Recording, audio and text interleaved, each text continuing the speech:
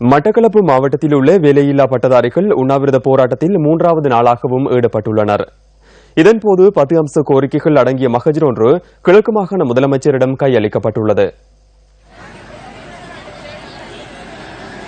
மட்டக்களப்பு காந்தி பூங்காவில் மட்டக்களப்பு மாவட்ட பட்டதாரிகள் உண்ணாவிரத போராட்டத்தில் ஈடுபட்டு வருகின்றனர்.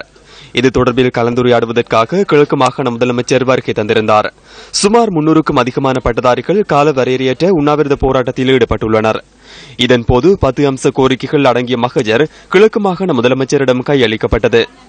அதில் உள்ளடக்கப்பட்ட கோரிக்கைகளாக 35 வயது தொடக்கம் 40 வயதுக்குட்பட்டவர்களுக்கு உடனடியாக நியமனம் வழங்க வேண்டும். 2012 மார்ச் 31ஆம் தேதிக்கு பின்னர் விடுபட்ட பட்டதாரிகளுக்கு உடனடியாக நியமனம். மாகாண சபையில் அபிவிருத்தி உத்தியோகத்தர்கள் மற்றும் முகாமைத்துவ உதவியாளர் வெற்றிடங்கள் நிரப்புதல். தற்சமயம் உள்ள கணித, ஆங்கில, விஞ்ஞானம், தகவல் தொழில்நுட்ப பாடங்களில் காணப்படும் ஆசிரியர் வெற்றிடங்களை நிரப்ப வேண்டும். மாகாணத்தில் உருவாக்கப்பட வேண்டிய ஆளணிகளை உருவாக்குதல். மத்திய அரசாங்கத்தினால் கோரப்பட உள்ள வெற்றிடங்கள் தொடர்பாக உள்ள திட்டம். ஏனைய மாகாணங்களில் மேலதிகமாக காணப்படும் பட்டதாரி வெற்றிடங்களை நிரப்புதல். வேலையற்ற பட்டதாரிகளின் நலன் தொடர்பில் கிழக்கு மாகாண சபையில் திட்டம் வகுத்தல். HNDA கற்கையை பூர்த்தி செய்த மாணவர்களை நியமனங்களுக்குள் உள்வாங்குதல். கோட்ட அடிப்படையில் நியமனம் வழங்கக்கூடாது என்ற கோரிக்கைகள் அதில் உள்ளடக்கப்பட்டுள்ளன.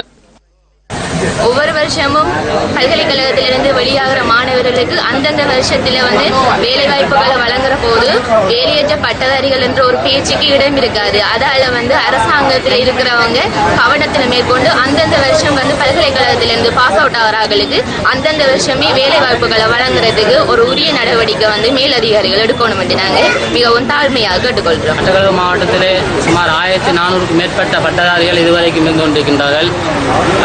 கடந்த முன்னாள் ஜனாதிபதி மஹிந்த ராஜபக்ஷ அவர்கள் 2012ஆம் ஆண்டுக்கு முற்பட்ட சகல பட்டதாரிகளுக்கும் தேசிய ரீதியிலே அவர் வழங்கியிருக்கின்றார்கள், நியமனம் வழங்கியிருக்கின்றார்கள். ஆனால் இதுவரைக்கும் சுற்றுலாத்தின்படி 3 வருடத்துக்கு ஒரு முறையாவது இந்த பட்டதாரிகளுக்கான நியமனம் வழங்கப்பட வேண்டும். ஆனால் இதுவரைக்கும் இந்த நியமனங்கள் வழங்கப்படாமல் இருப்பது மிகவும் கவலைக்குரிய விடயமாக இருக்கின்றது. வயது முதிர்ந்த பட்டதாரிகளுக்கு முன்னுரிமை அடிப்படையில் வேலைவாய்ப்பு வழங்கப்பட வேண்டும் என்பதும், அனைத்து பட்டதாரிகளுக்கும் நிரந்தர நியமனம் பயிற்சி முறையிலோ முழுமையான முறையிலோ வழங்கப்பட வேண்டும் என்பதும், கிழக்கு மாகாண சபை மூலமோ அல்லது மத்திய அரசாங்கமோ இதுக்குரிய தகுந்த நடவடிக்கை எடுக்க வேண்டும் என்பதே எமது நயமான பட்டதாரிகளின் கருத்தாக காணப்படுகின்றது.